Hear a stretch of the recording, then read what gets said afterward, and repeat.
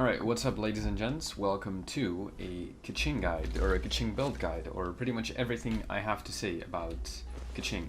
Now, originally I was going to do both an electro and a physical Keqing guide in one, but to me it seems like it's more logical just to have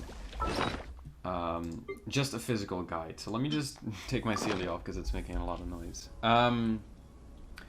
So before I really start, there's going to be timestamps in the description. If you do want to skip to a certain part because you already know about something, go ahead. If you want to watch the entire video, you're welcome to as well. First, we need to establish what really sets Keqing aside, physical or electro, because some people seem to be confused about this. And not only do people build hybrid, which in my opinion doesn't really work, they also don't really seem to understand how her kit works. The only difference between a physical and an electro Keqing playstyle is how you're going to use your elemental skill, your E. In an electro build, you're going to throw it out Speed of light and teleport to it, and your attacks will be electrified, right? Every attack you do is going to do electro damage, right? You can pretty much have infinite electro uptime on your attacks. In a physical Keqing playstyle, you're going to use your E as well, but instead of teleporting to it, you're going to do a slash or a hold attack, which is going to do electro damage, but your weapon will maintain its physical aspects. In my opinion, physical Keqing is just better than electro Keqing, but there is this new weapon which is up for debate, that it is a really good weapon on her electro. Anyway, let's get straight into it. The very first thing is the weapon, right? And I got very lucky with this, right? I main Keqing, and I happened to get pretty much the best weapon I could for her, which is the Aquila Favonia. If you do have this weapon, I would highly recommend fully maxing it out to level 90, because it is amazing. It has a lot of base attack, it gives you 20% attack just off the bat, and it gives you physical damage bonus. It also has a heal and attack passive when you get attacked, but that's not as important. Now obviously not everyone's gonna have this. There is definitely other options, right? Festering Desire, I've seen people talk about it, but I personally wouldn't use it, because, you know, the elemental skill damage, crit rate, it's not that necessary on her, because, you know, your damage is going to be physical, not your electro. Base attack is very low on this weapon, or not very low, but relatively low, and energy recharge is just not a stat you need. I'll show you that later on. The Black Sword is good, but it works better for electro than it works for physical. If you do have this one maxed out at level 90, I would definitely play around with it. It has a crit rate stat, which is really good. But again, the base attack is not that high. It's going to be 510 as well at level 90. But yeah, it's definitely not a bad weapon. I got it for her first, but then I got the Aquila, so I kind of started playing with that. But then I think the best free-to-play option is going to be your prototype Rancor. Not only does it have a lot of base attack, as you can see it already has more base attack at level 70 than my Black Sword at level 80, it also gives you physical damage bonus. Now, the Smashed Stone passive, it's not that, important. You're mainly doing it for the stats that it gives. And then your last option would be Lion's Roar, just because it gives a lot of attack. And you can actually benefit from this passive even though you're not constantly in Electro, but I'd recommend sticking with a prototype Rancor or a Black Sword. And obviously, if you can, go for the Aquila Favonia. That's weapons. And for artifacts, this is up for debate. I personally think 2-piece Bloodstained 2-piece Gladiators is what you want to be going for. Yeah, I mean, the attack is always nice. As you can see, I have a whole lot of attack. And your physical damage bonus is also very necessary. Don't use Thundering Fury if you're going to go for physical build, especially don't use Thunder Soother. It's just not as good. For stats, on your flower, obviously, it's going to be HP. You want to be chasing now crit rate, crit damage, attack percent. Whatever other substat you get shouldn't matter all too much. Elemental Mastery doesn't do you much. Energy Recharge kind of does you something, but it's not that necessary. So crit rate, crit damage, important. On your feather, attack percent, crit damage, crit rate again. On your sands, go for attack percent as your main stat. Try to chase down crit damage, crit rate, attack percent. Now this is where it gets interesting. If you are using the Prototype Rancor or the Aquila Favonia, I would recommend that you use an attack percent piece here. But if you're using something like Alliance Roar, which gives you attack, I would recommend going for physical damage here. Personally, I think it's easier going for attack percent because it's just gonna drop more often than physical damage bonus. And I got really lucky with the substance, so yeah, you kind of have to see what weapon you're using so that you balance it out. The reason you do that is you don't want to overcap on a certain stat. You don't want to have too much attack or too much physical damage bonus. You want to kind of balance it out. And then the kicker, I have a crit rate circlet, but if you have around 20-30% crit rate without that circlet, I would highly recommend going for a crit damage circlet. And I'm going to explain why you should do that in a second. So get crit damage, and then on the substats, you want to go for attack percent, crit rate, energy recharge, whatever those are.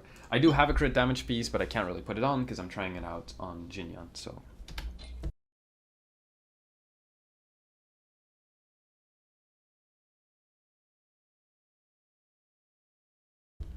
That is that. Constellations, for physical Keqing, no need to get any.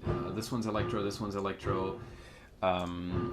Yeah, it's no point. I have this one, I'm going to make a video on it, but not necessary, so that's good. For her talents, this one is obviously just her, you know, her world talent, world passive, it doesn't matter. But this is the important one, right? When you cast Starward Sword, which is your ultimate, your elemental burst, your crit rate is going to be increased by 15%. I didn't even know about this, but apparently the energy recharge as well. Shouldn't matter all too much. But this makes it so that you can actually prioritize going for crit damage substats. Because you have like a built-in 15% crit rate. Really nice. And then this is obviously just her Electro aspect. For leveling up your talents, to me, I'd personally get all of them to 6. Just do it. If you have the resources, just go for it. If you don't, then max out your weapon as much as you can first. I'm getting very unlucky with my world drops, but try to get your weapon up as high as you possibly can. Or your normal attack, sorry, because this is where your damage comes from. Then after that, I would recommend going for your ultimate and then your E. But again, your weapon is your main priority. Okay, one side note I'm probably just gonna edit in midway. I've noticed, like for Keqing, her normal attacks or her charge attacks is where you get most of your damage from. But to me, maybe this is placebo, I don't know. But to me, I've noticed the higher I level my normal attack, the more my normal attacks will do damage proportionally to my charge attack. Meaning at level 1 talent, I feel like your charge attacks are gonna carry your damage, and your normal attacks are not.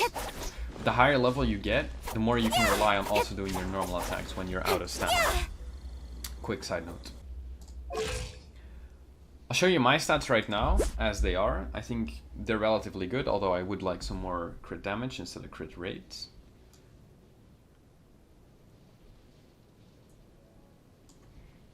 When it comes to team comms, what things do you want to take into consideration? Now, since you are doing a physical build and you are an Electro character, by all means, try to get a Cryo character in there.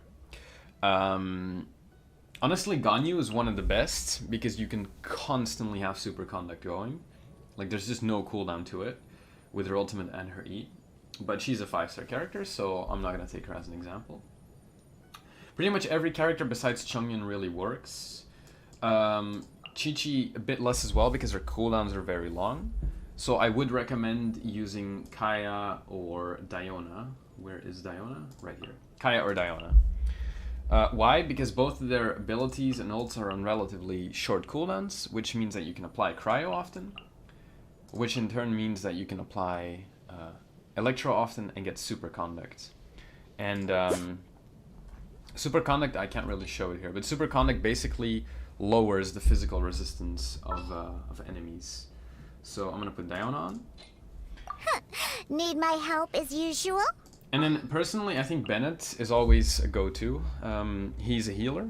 He gives you an attack boost, and he's a pyro character. And Gonna be epic. having one pyro character means that you can also have a second pyro character. Could literally be anyone, doesn't really matter who. For example, Jinyan, Let's jam. which will give you the Fervent Flames, which gives you 25% increase into your attack. So if I look at my stats right now, I'm at almost 3,300 attack without a Bennett buff. That's ridiculous. That's insane. But yeah, obviously you Work-life can... balance, but I think that... Okay, Keqing, can you shut up? Okay, you can play around with this. This is just how I would recommend doing it. One thing I've noticed is Keqing is very good against bosses, but she's very annoying against slimes and hilichurls, especially in Spiral Abyss. So maybe a character like Sucrose could help with that, just to kill some small monsters. I'm gonna damage test. pushing it. I'm gonna damage test on a couple of bosses and show you how to do the superconduct while also having a Bennett buff. So let's just get straight into that. Everybody stand back. Incoming! On the rocks! With sword comes shadow. Hook! Yeah! Hook! Hook!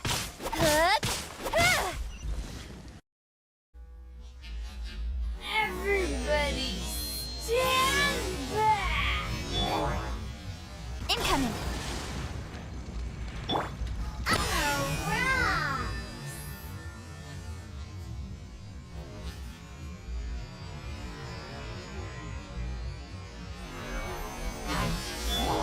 With sword comes shadow.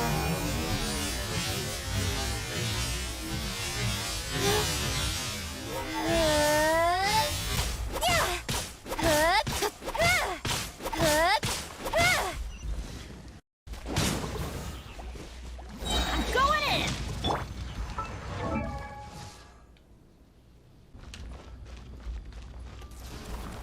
One thing to note is that you can actually apply superconduct while he's still in his invulnerable phase. Although I didn't do it now, but I actually messed up, so I'm not gonna do a lot of damage here. Might be able to two-phase it though. We'll see. I haven't done the Electro Hypostasis in quite a while. I probably should have just a bit. So apply E, superconduct, and just do your slash damage. Oh, I didn't get him. Unfortunate.